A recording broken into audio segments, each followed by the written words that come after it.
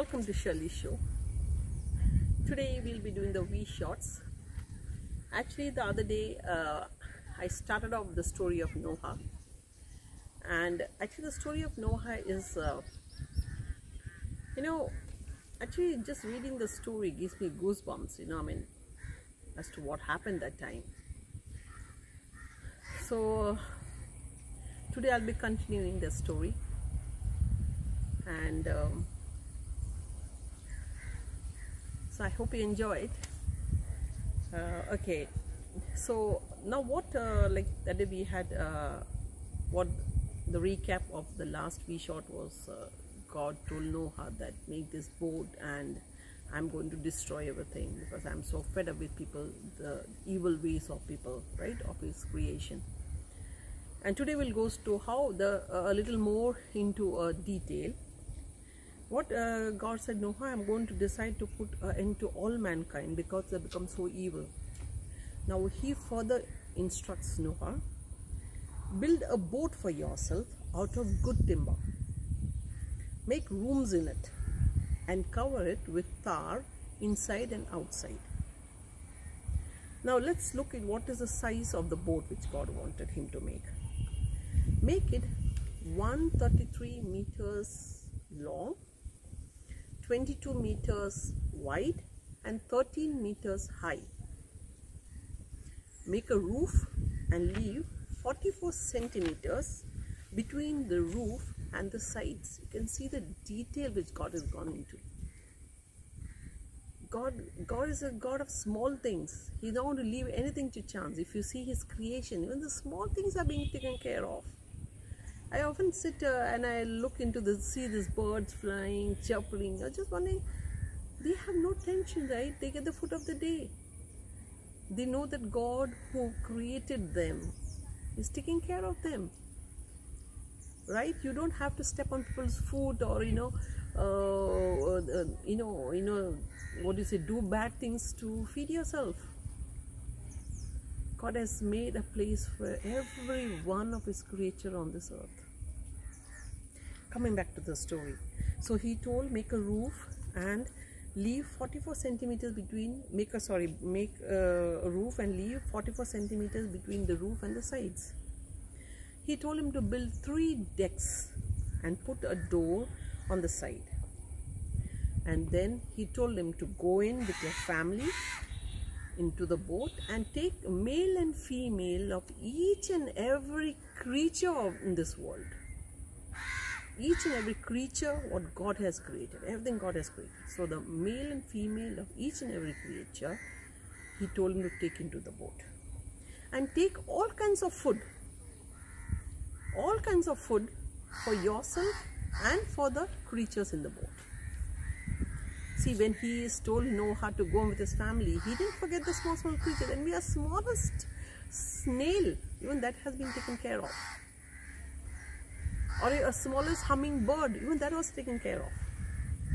So, we serve God of details, who do micromanagement. We have to learn micromanagement from him.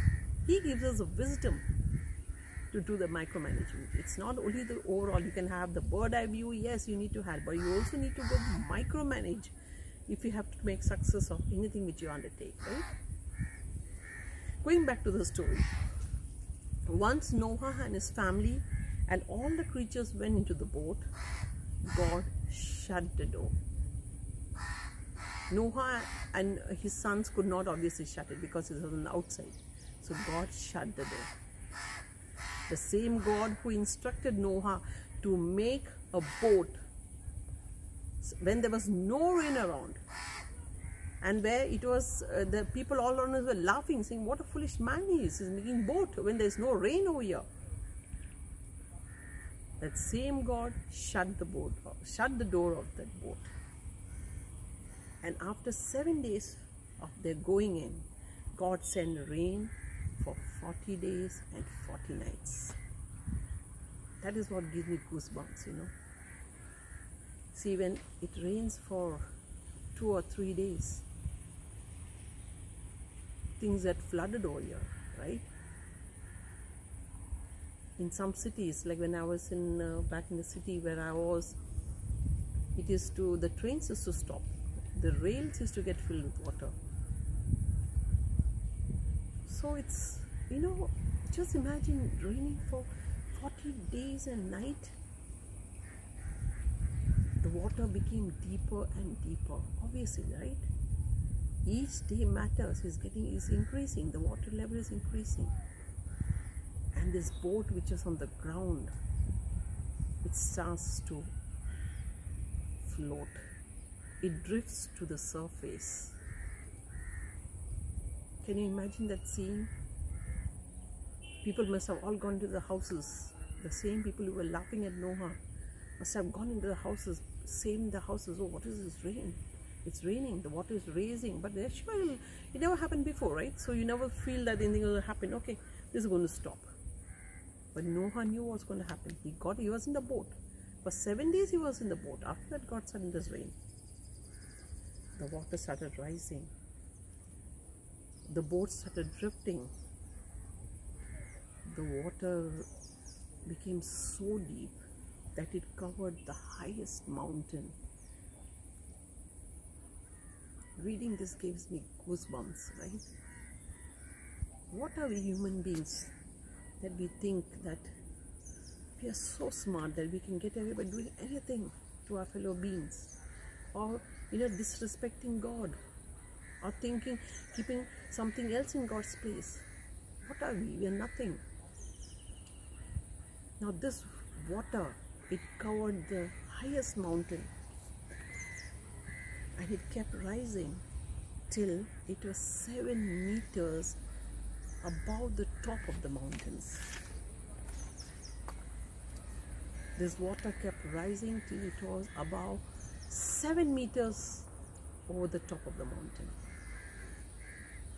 Everything on earth that breath had died. You can imagine that scene. You can imagine the scene where the dead bodies of animal and human beings must be floating on the top. That itself gave me goosebumps. How powerful God is. How powerful He is. Every bird, every animal, every person on earth died. And the only ones alive were in the boat. I was just thinking, it must have been God so much to actually do this. In the previous one, I had read a passage where I have told that David says in Psalms 138:13, For you created by me and you saw me in my mother's womb. I praise you because I am fearfully and I am wonderfully made. Your works are wonderful. Can you imagine each one of God's creation?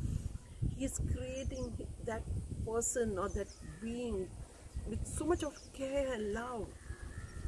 Because when He created man, His most treasured creation, whom He gave the whole creation, He gave whatever He made, He gave man in charge of everything. When He made man, He breathed into him. He breathed life into it. That means it's God's life in us. And if God has to let this creation of His, whom He loved so much, to die, why had God to take what made God to take that decision? He was so fed up with people's behavior. He was saying, how could something which is created in so much of love be so evil? He couldn't understand. He could not understand the reasoning. Why do man think like this? And He kept forgiving them. No, I think they'll get better. They'll get better. No, but they didn't. They didn't, to the extent that the Creator, their Creator, had to take this drastic step of actually eliminating the whole of His creation. we can just imagine if we have created something, or we have a, we can create only, we create something like you say, and we have so much of happiness when you create that. Why would we destroy something we created? Started raining over here, so I think I need to wind up now. So my next Weeshots will be again going to how Noah proceeded, when did the water recede, and to the next part of the story. I hope you loved it. Please keep watching. Thank you.